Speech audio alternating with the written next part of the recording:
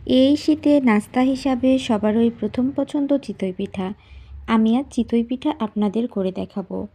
আমি এখানে চালের গুঁড়া 3 কাপ, ময়দা 1 কাপ আর পরিমাপ মতো লবণ দিয়ে ব্যাটার তৈরি করে নিচ্ছি। ব্যাটারটা অবশ্যই কুসুম গরম পানি দিয়ে করতে হবে, না হলে পিঠাটা পারফেক্টলি হবে না। আমার ব্যাটারটা পারফেক্টলি রেডি হয়ে গিয়েছে। এইদিকে আমি চুলায় তাওয়া বসিয়ে দিয়েছি।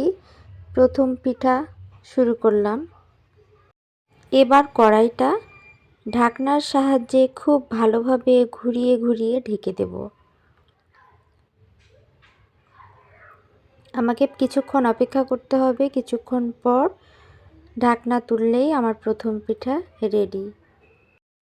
আমার পিঠাটা একদম পারফেক্টলি হয়ে গিয়েছে, যার কারণে এখন আমি তুলে নিলাম।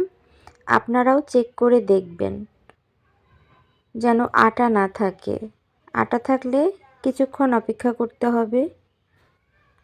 যেহেতু আমি চালের গুঁড়ার সাথে ময়দা মিক্সড করেছি, সেজন্য আমার পিঠাটা খুব ভালোভাবে তৈরি হচ্ছে এবং ওঠাতেও কোনো সমস্যা হচ্ছে না।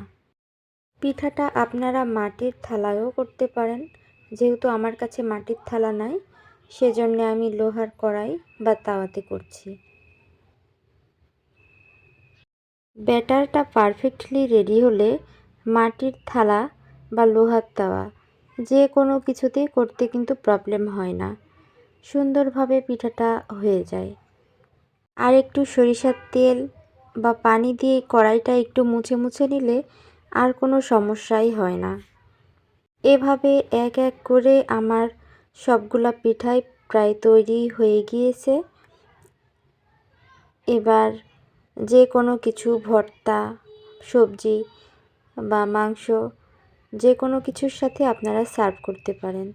আমার দিনের কিছু তরকারি আছে মুরগির, সেটা দিয়েই আমি খাবো। আমার সবগুলা পিঠা তৈরি হয়েছে। দেখেন একটু সুন্দরভাবে ফুলকো ফুলকো হয়ে পিঠাগুলো হয়ে গেছে। আমার কিন্তু কোনো প্রবলেম হয়নি। ধন্যবাদ সবাইকে।